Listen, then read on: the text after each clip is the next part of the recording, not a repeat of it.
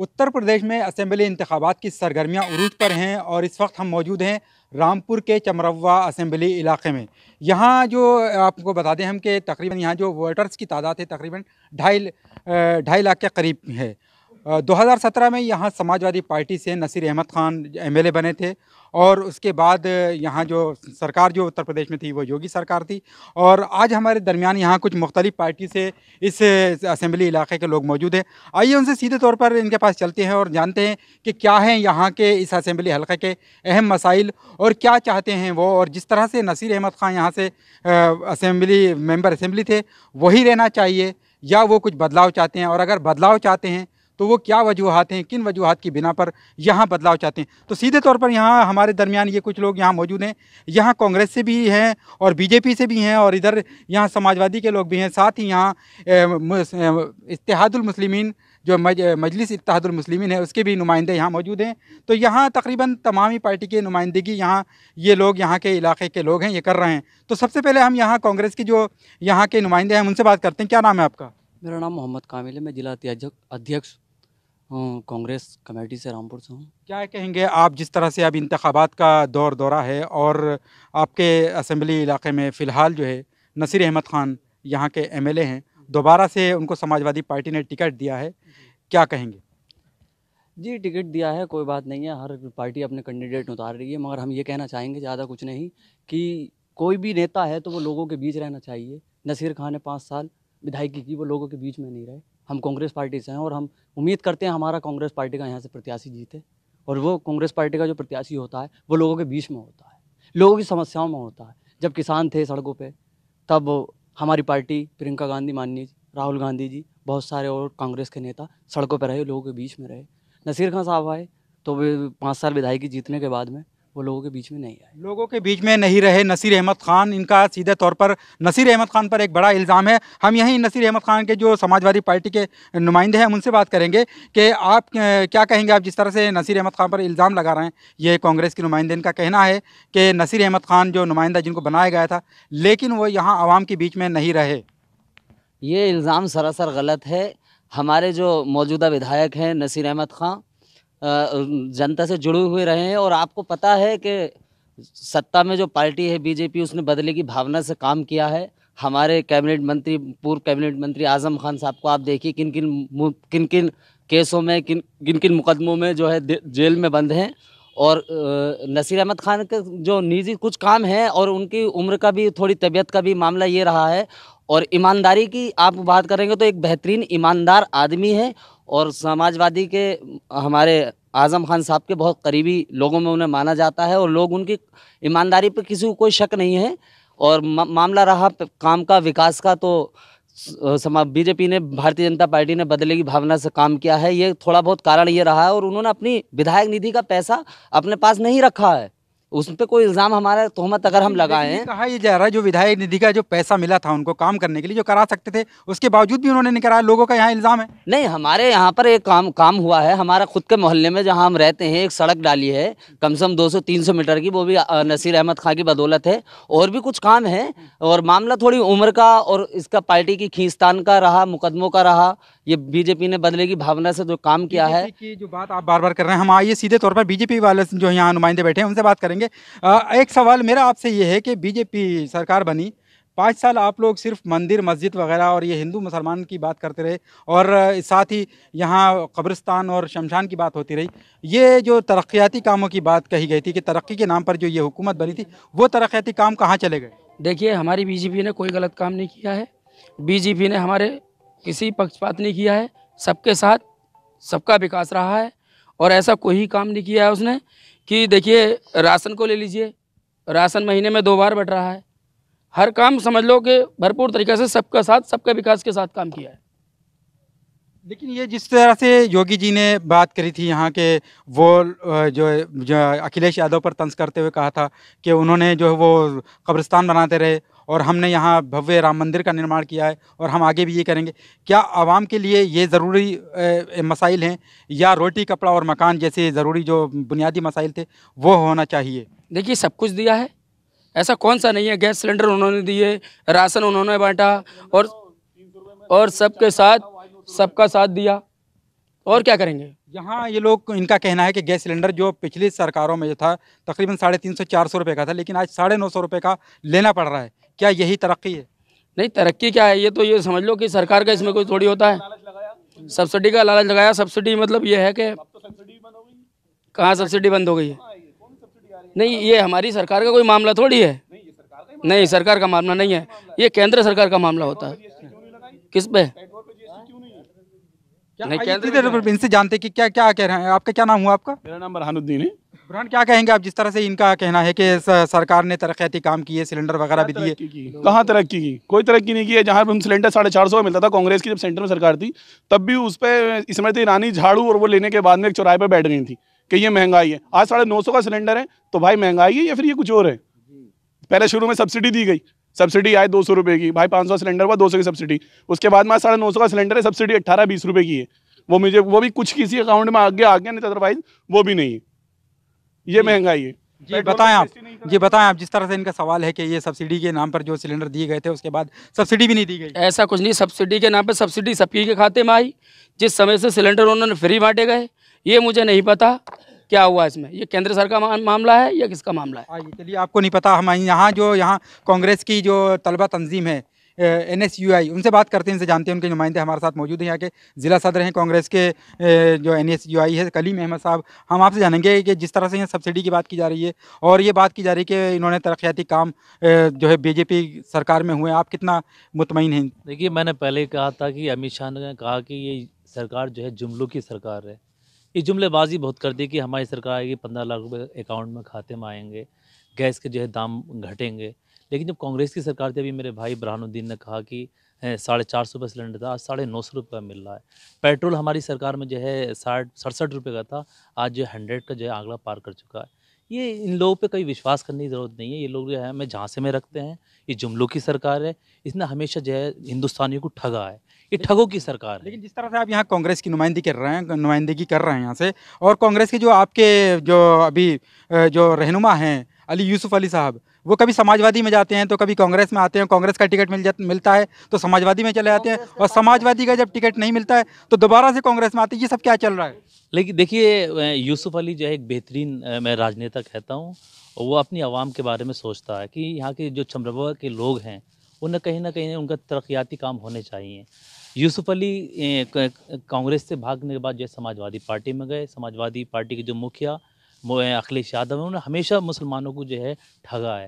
मुसलमानों को मन से ढकेलना है, पहले बुलाते हैं फिर भगाते हैं। इंसान है, इंसान से गलती हो जाती है। हज़रत आदम से भी गलती हो गई, लेकिन सबसे बेहतरीन इंसान वो है जो अपनी गलती को जो है गलती माने। उन्होंने माफ़ी मांगी प्रियंका जी से, पार्टी मांगी। एक बेहतरीन यूसुफ अली की जहाँ बात कर रहे हैं, वो ऐसा नहीं मिला तो गलती मान ली जाए, अगर टिकट मिल जाता समाजवादी से तो क्या कहा जाता? नहीं, टिकट मिल जाता तो वो आवाम के लिए आए थे, आवाम के लिए लड़ रहे हैं। और जहाँ उसकी बात है, उसकी बात रही, जो यूसुफ अली हैं वो एक ऐसा वाहिद शख्स है कि लोगों के बीच में विधायक हो या नहीं, पूरे 5 साल हमारे बीच में रहा है, हमारे पास रहे हैं। किसी के सुख में दुख में जो है सबसे पहले अगर कोई पूरी विधानसभा के अंदर कोई देहाती कोई नेता रहा है तो यूसुफ आता है। उसका ये दर्द है कि भाई मैं तुम लोगों के बीच रहा हूँ। जो समाजवादी पार्टी के जो नसीर अहमद खान थे, पूरे 5 साल, हमने पहले भी एक इंटरव्यू में कहा कि उनका जो है 5 साल उन्होंने अपना चेहरा नहीं दिखाया। चुनाव आ गए, चुनाव आने के बाद हमें जो है डराते हैं, हमें धमकाते हैं कि देखो BJP आ जाएगी। हम कहते हैं कि कांग्रेस आएगी। हमें ऐसा नुमाइंदा चाहिए जो हमारे बीच का हो, हमारे सुख में हमारे दुख में जो है शामिल हो।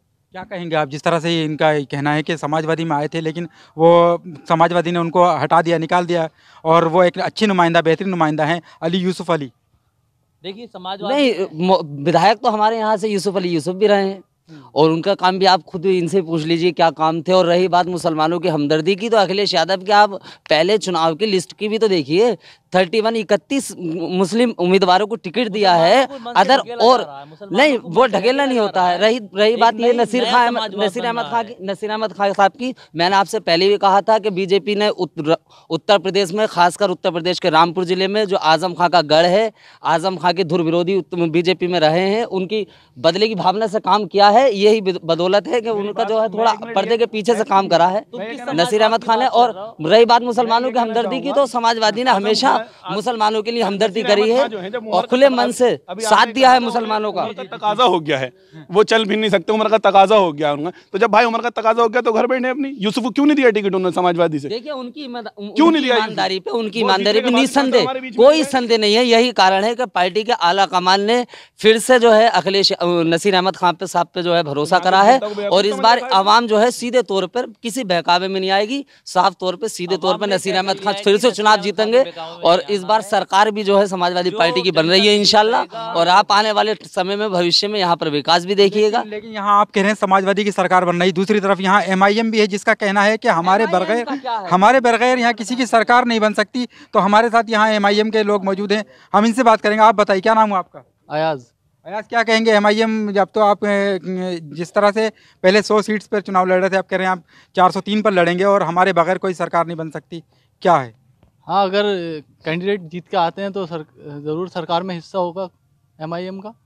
जीत कर आ रहे हैं यहाँ रामपुर की चमरवा सीट से आ रहे हैं। अभी रामपुर से कोई कैंडिडेट नहीं है, अभी पार्टी ने कोई कैंडिडेट घोषित नहीं किया। यहाँ पे जहाँ लड़ रहे हैं वहाँ पे मतलब मेहनत कर रहे हैं, अपना कोशिश कर रहे हैं लोगों तक बात पहुँचाने की, जो उनकी आइडियोलॉजी है असदुद्दीन ओवैसी साहब की। क्या आइडियोलॉजी पहुँचा रहे हैं आप अपनी? की आइडियोलॉजी उनकी यही है कि जो पिछड़ी जाति के लोग हैं, मुस्लिम हैं, जिन पर हर सरकार में जुल्म हुआ है और कोई उनकी आवाज़ उठाने वाला नहीं है, चाहे पार्टी कोई। ये आप अभी इलेक्शन लड़ने का, इलेक्शन सर पर रखे हैं, इलेक्शन की डेट्स डिक्लेयर हो चुकी हैं, अभी आप आइडियोलॉजी पहुंचाने में लगे हुए हैं और यहाँ इलेक्शन होने जा रहा है। नहीं, आइडियोलॉजी तो ये तो पहले से काम तो पहले से कर रहे हैं ना। आपने बिहार में भी देखा, उन्होंने जहाँ उनकी लोगों जो लोग उनकी बात समझे वहाँ पर उन्होंने 5 अपने नुमाइंदे भेजे। जी, तो जिस तरह से बिहार में हुआ इस तरह से यहाँ को दोहराने जा रहे हैं उस चीज़ को। बिल्कुल, यहाँ पे भी, यहाँ पे उससे ज़्यादा हो सकता है, उससे ज़्यादा यहाँ पे कैंडिडेट जीत के जाए और अपनी बात को मतलब अपनी जो जिन लोगों पे जुल्म होता है उनको रिप्रेजेंट करें वहाँ पर। जो जिस तरह से नीतीश की सरकार बन गई, बीजेपी के अलायंस के साथ जो सरकार बनी है, चाहेंगे कि यहाँ पर भी दोबारा इस तरह से हो, एक सेकुलर वोट जो है एक तरफ करना चाहेगी MIM, या MIM ऐसा अपने अलग अलग कैंडिडेट उतार कर इस तरह से करेगी कि सारे जो है वोट, जितना भी सेकुलर वोट है वो बट जाए, वो तकसीम हो जाए? नहीं, उनका मकसद ये थोड़ी नहीं है, वोट बांटने वाली राजनीति नहीं कर रहे हैं। वो ये कह रहे हैं जिनकी कोई बात नहीं उठाता है वो हमारे साथ आइए। जिन लोगों का कहना तो यही है कि आप वोट बांट देते हैं और आपकी वजह से दूसरी जो फाशिस्ट हुकूमत है उनकी हुकूमत बन जाए। जो लोग कहते हैं ना, वो कहीं ना कहीं पार्टी से फ़ायदे से जुड़े हुए हैं, उनके ज़ाती फ़ायदे होते हैं यहाँ पे। क्योंकि जब अखिलेश यादव की गवर्नमेंट थी तो क्या था, आपने देखा होगा प्लॉटिंग में जो भी नेता थे। ये आपसे जानेंगे, आपके क्या नाम हुआ? हसीनुद्दीन। हसीन, आप क्या कहेंगे जिस तरह से इन्होंने बात करी कि MIM के बगैर जो है सरकार नहीं बनेगी और अपनी आइडियोलॉजी को पहुंचाने की वो कोशिश कर रही है? हाँ, तो वो ठीक ही कह रहा है, क्योंकि देखिए सब अब यादव है, ठीक, समाजवादी पार्टी है तो वो 9-10% है समथिंग, तो वो मतलब CM बन जाते हैं, ये कह के यादव है, ठीक। हम 20% हैं, ठीक। और तो हमारे साथ ऐसा नहीं है कि दलित भी हैं, ये हम ये भी नहीं बोलते हैं कि हमें सिर्फ मतलब वैसी साहब है, ये नहीं बोलते हैं कि हमें सिर्फ मुस्लिमों का वोट चाहिए, ठीक। हम तो बोलते हैं कि हमें मतलब सबका वोट चाहिए और हम सबके लिए, जो पिछड़े दबे कुचले, जिनके लिए आज तक किसी ने कोई आवाज़ नहीं उठाई है, ठीक। तो हमारा काम यही है कि उनके लिए हमें आवाज़ उठाना है। तो आपको लगता है कि आपकी ये आवाज़ जो है पहुंच रही है और अब आप सरकार बना लेंगे, आपके बगैर सरकार नहीं बनेगी? क्योंकि देखिए ऐसा है, देखिए यहाँ पे जो देखिए आप यूपी पर देखिए 20% मुस्लिम है, समथिंग 140 से 150 सीटों पर मुस्लिम डोमिनेंट है। तो अब क्या होता है, अगर मुस्लिम एक तरफा होंगे, सारे मुस्लिम या दलित भी आए हमारे साथ और छोटी पार्टियां हैं, ठीक है, वो एक तरफा होते हैं तो हम 120 से 140 सीटें भी ला सकते हैं, ठीक। तो उसमें क्या रहेगा कि कोई भी सरकार आएगी तो हमारे गठबंधन से बनेगी ना, ठीक। हाँ, चांस ये होगा कि हमारे गठबंधन से बनेगी तो जो हम चाहेंगे, ठीक है, हमें वो मिल सकता है, हमारा मुख्यमंत्री बन सकता है। यहाँ जो हमारे साथ कलीम अहमद हैं NSUI के, उनसे बात करते हैं सीधे तौर पर। जैसे इनका कहना है कि इनके बगैर, इनके जो है अलायंस के बगैर सरकार नहीं बन सकती, क्या ये ऐसा होने जा रहा है? देखिए, हर पार्टी तो यही कह रही है कि मुंगेरी लाल के सपने दिखा रहे हैं कि हमारे अलायंस से जो है सरकार बनेगी। ये मैं फिर कह रहा हूँ कि जो अखिलेश यादव हैं या दूसरे लोग हैं, ये हवा में उड़ रहे हैं। इनके साथ जो है मुसलमानों को जो है मन से ढकेला जा रहा है, हटाया जा रहा है। मैं तो ये मालूम नहीं कौन सा समाजवाद ये लेकर आए। एक वो समाज वो था मुलायम सिंह यादव वाला, लोहिया वाला समाजवाद। नहीं, यहाँ MIM की बात चल रही है, जिस तरह से इन्होंने MIM के लिए कहा है। नहीं, ये तो कुछ कहीं एक सीट भी नहीं आएगी इनके उत्तर प्रदेश के अंदर। और कांग्रेस की इंशाल्लाह जो है गठबंधन की जो है सरकार क्या कहना है, कांग्रेस की भी नहीं आ रही कोई सीट कांग्रेस में, क्यों आप ये मेहनत कर रहे हैं? गलत फहमी में कांग्रेस तो वो पार्टी है, राष्ट्रीय पार्टी है, हमने राष्ट्र को बनाया है, हमारी विचारधारा राष्ट्र के लोगों के जहनों में आज भी है। हम जो है बुनियाद के पत्थर हैं और इंशाल्लाह जो हम सरकार बनाएंगे। 2022 में हमारी सरकार बनेगी, चाहे वो गठबंधन की हो या हम पूर्ण बहुमत से सरकार बनाएंगे, हम बनाएंगे। बीजेपी कह रही सरकार तो हम बना रहे हैं। नहीं, सब कही है, कांग्रेस भी कहे, बीजेपी भी कहेगी सरकार बना रहा है, मीम भी कह रही सरकार बना रहा है, सब कही है। लेकिन जमीनी तौर पे देखिए आप कौन है। जमीनी तौर पे महिलाओं का शोषण कर रहा हो सरकार बना रहा हो, महंगाई बढ़ा रहा हो सरकार बना रहा हो, कैसी सरकार बना रहा हो? हम जनता आप बताइए, आप बता रहे हैं सरकार बीजेपी की बनने जा रही है, आप इस असेंबली चमरवा असेंबली हल्के में रहते हैं, यहाँ कौन से ऐसे तरक्याती काम है जिसको आप गिना सकते हैं, बता सकते हैं कि यहाँ जो है हुकूमत ने ये काम किए हैं? चमरुआ में बहुत काम हुआ है। चमरुआ में बताएं आप। देखिए, चमरुआ में सब जो है सबको साथ लेके चला गया है। कहाँ साथ लेके सबको साथ लेके चल रहा है। लेके चलने की आप काम बताइए, काम गिनाइए, आप तरक्याती काम गिनाइए। सरकार के काम देखिए, किसान निधि सबके खातों में पहुंच रही है। चमरुआ नहीं, पूरे देश के लिए ये सरकार ने काम किया है। और मैं एक की नहीं गिना रहा, मैं सभी गिना रहा हूँ, क्योंकि सरकार का सीधा सिलेंडर का मान लो, हर चीज मान लो, योजना मान तो आ गई कि 950 रुपए में मिल रहा है हर, चाहे वो किसान को मिले या एक पड़े खाते में पहुंच रहे हैं। ये कि बुरा है? किसान को 2000 रुपए पहुंच रहे हैं सारे किसानों को। हाँ, सारे किसानों को पहुंच रहे हैं। अच्छा। पूरे देश में क्या हो रहा है? बहुत कुछ हो रहा है। गरीब आदमी अपना घर का खर्चा तो चला रहा है। रोजगार तो किसी सरकार में नहीं हुआ, रोजगार तो किसी सरकार में नहीं हुआ।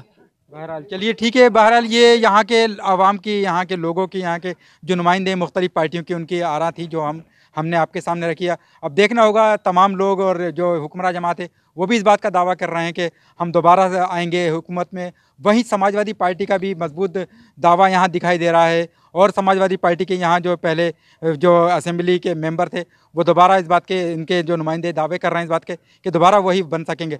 अब देखना होगा कि आने वाली जो 10 तारीख को यहाँ उत्तर प्रदेश के रामपुर में जो चुनाव होना है, यहाँ के अवाम किस तरफ जाते हैं और किन बुनियादों पर यहाँ वोट किया जाता है। ईटीवी भारत के लिए कैमरामैन उस्मान अली के साथ चमरवा से अबुल कलाम।